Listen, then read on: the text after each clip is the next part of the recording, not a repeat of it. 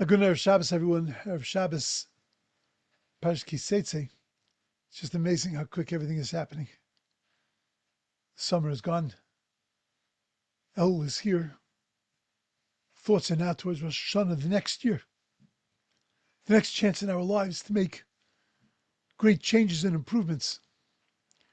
And if we look at the Parshas, we see that everything in the Parsha is there to help us get ourselves ready, to help us set the stage.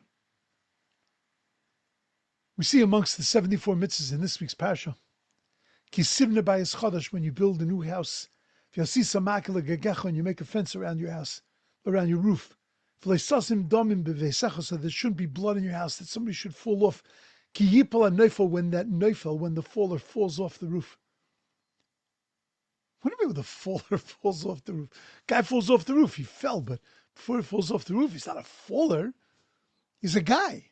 It's a person. It's a mensch. So why not say ki neifel adam, ki neifel, when a person falls off? Why are we calling him a neifel? So Rashi says, even if it's inevitable that the person is going to fall off, meaning HaKadosh Baruch Hu decided that this guy's going to fall off the roof. Just don't want it to happen, and it doesn't have to happen on your address. Let it happen somewhere else if it's going to happen. You don't have to be the catalyst. You don't have to be the vehicle for this guy's tragedy. Why do we call him a neifel? Even if it's inevitable. Again, when it happens, call him a neifel. What are you calling him a neifel for? Plus, why are you saying a bayis chadash? If you have an old house and nobody ever put up a roof, and you go up to the roof and you realize there's no roof there, there's no fence there, you got to put up a fence. Mitzvah makkah is on an area where there's no fence. It's not just a bayis chadash, it's not just a new house. Why is it calling it a bayis chadash? Why not just say, when you go up to the roof, please be careful.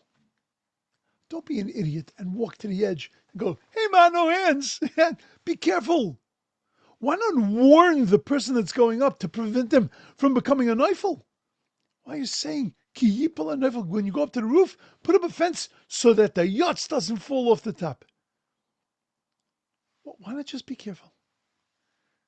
Plus, you have to worry that we know that you have to be careful. We also know that when somebody's in danger, you have to save them. So many times in the Torah it tells us, you can't stand idly by the blood of your brother. Look at a lot of the mitzvahs in this week's parsha. It's all about helping a person that's in trouble, helping a kid that's in trouble, helping the person that's lost an object that's in trouble.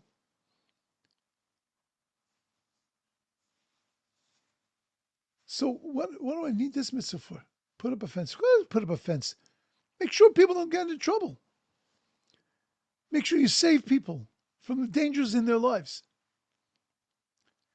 So I'll tell you, I think what the mitzvah of makkah is teaching us is something incredible. Because if you look at many of the mitzvahs in the parsha, they're reactive mitzvahs.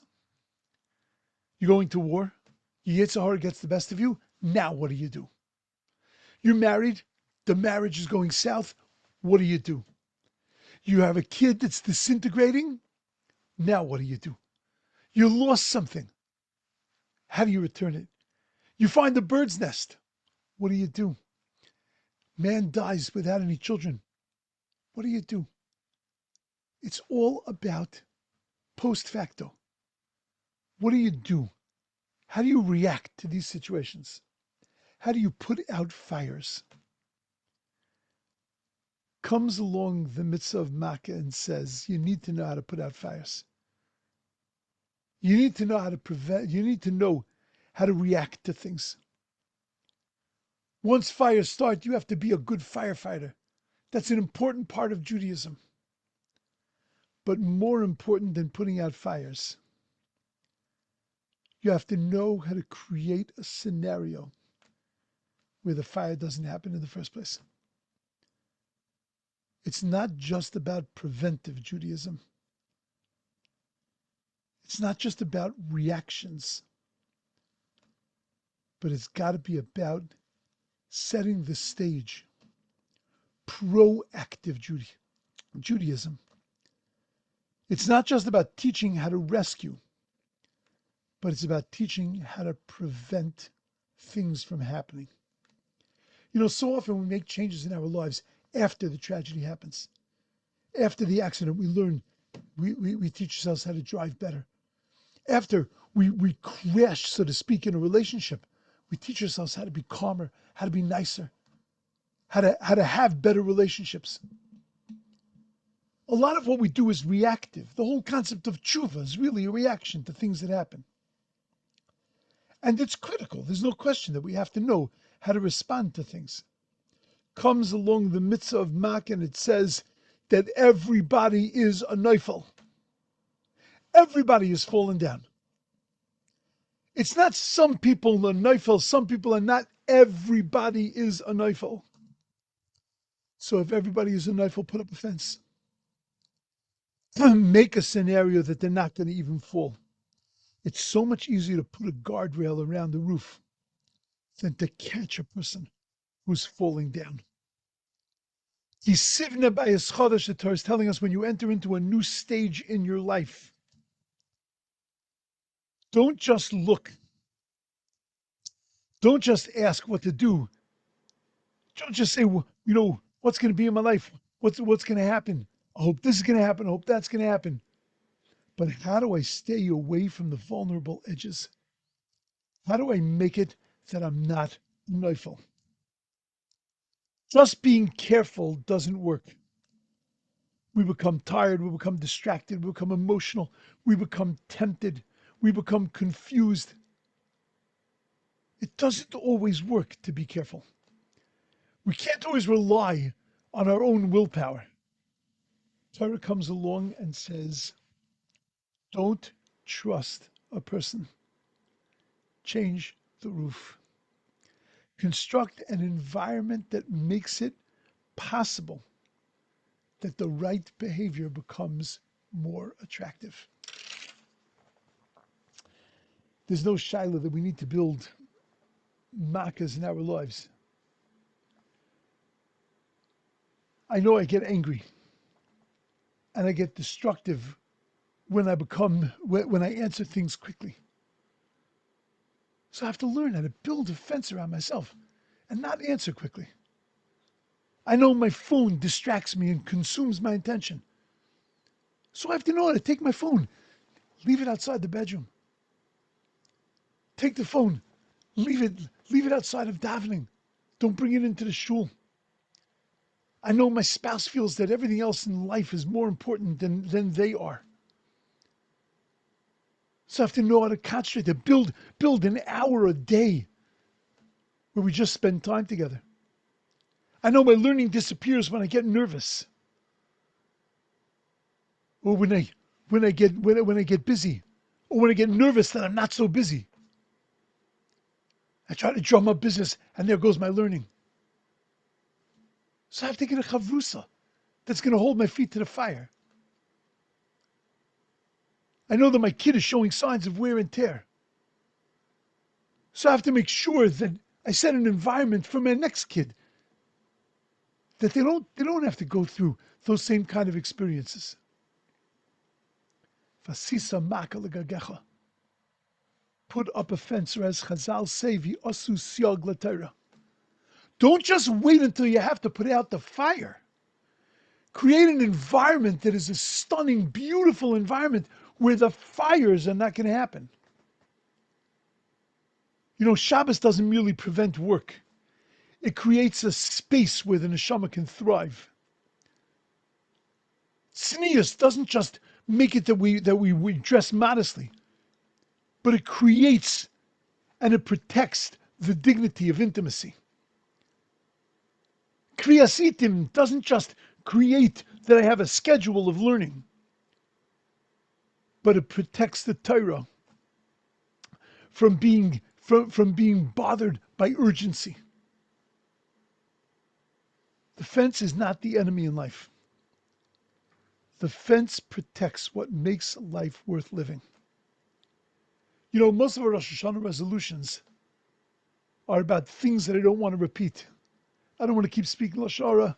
I don't want to keep being an angry person. I don't want to keep being a person that isn't learning. I don't want that my davening should be a drudgery to me. But that's why they fail. Comes along the mitzvah of Makkah and it says, how do I create an environment where living this way is possible. Firefighting Judaism asks, how do I repair what's broken? Preventive Judaism asks, what do I have to build so that what's beautiful is not going to be broken? And we need both. We need tshuva after the fall, and we need construction to ensure that we're going to have less to do tshuva about next year. You know, the firefighter is the celebrated hero. He jumped into a building to make sure that he grabbed the children that were about to be burnt. But nobody ever says, I want to give an award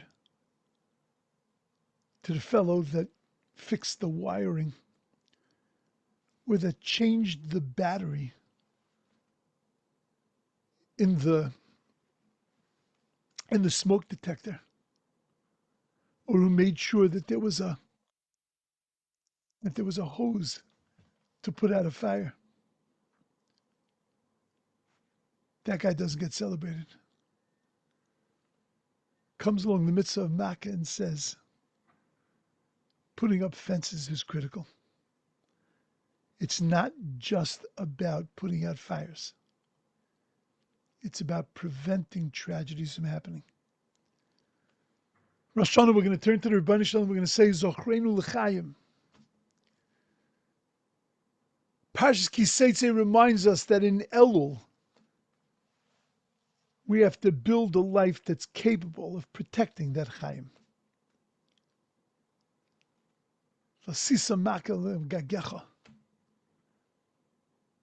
Put up that prevention now.